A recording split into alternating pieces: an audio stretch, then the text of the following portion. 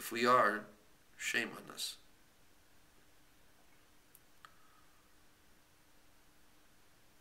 Remembering Miriam Niederlander. I remember Miriam, I first met her almost 28 years ago. She was helping my family when our sixth child was born to make sure that the things in the house were taken care of so that my wife shouldn't come to a bedlam and a ton of laundry and a half a ton of dirty dishes, which was what it was like in those days when she wasn't around. She'd gone to the hospital before Rosh Hashanah, and she spent 5 days in the hospital because she didn't give birth till after Rosh Hashanah, which was 3 days later, because that year Rosh Hashanah came out on Thursday. And stayed in the hospital another day and a half, almost 5 days. Away from the kids. The kids changed clothing 5 times. Clothing was dirty, had to go get cleaned. They had breakfast, lunch, and supper. Dishes were still dirty. House was a wreck. Miriam came along. Yeah, we hired her. She was hired by men of the shul. But she did a terrific job. She accepted upon herself the difficulty. She saw what had to be done. She did it. She did it with a smile, efficiently, without any sense of this is beneath my dignity. She was a very happy person, contented person, and was able to get things done when she was called upon.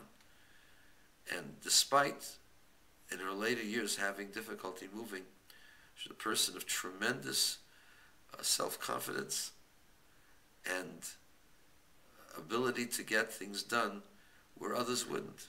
And she would call people for cold calls on my behalf, set up appointments, and she was extremely cheerful about everything she did. In fact, in the years that I ran the school, the person I remember most as being the most cheerful was Miriam Niederlander.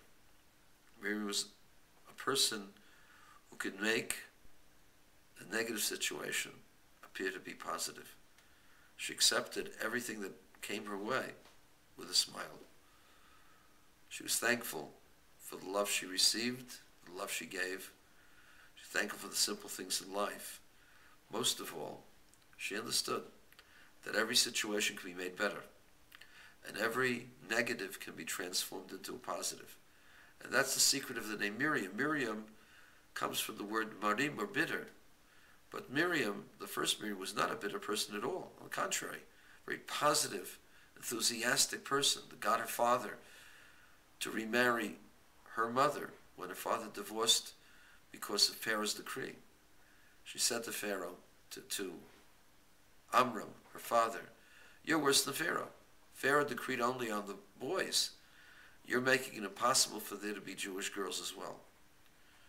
And so, because of that, Yocheved and Amram bore Moshe, who was the Redeemer of Israel. So it was Miriam who took the negative situation and transformed it into good. Miriam Niederlander transformed a lot of negativity into positive things. And I'm sure her soul will transform this negativity as well. She will be a guide and a protector for her child and for her husband David. And by extension to all of us who knew her, who loved her, cared about her, and were recipients of her kindness. May her soul is blessed. Her soul is in Gan Eden. May we be blessed through her memory.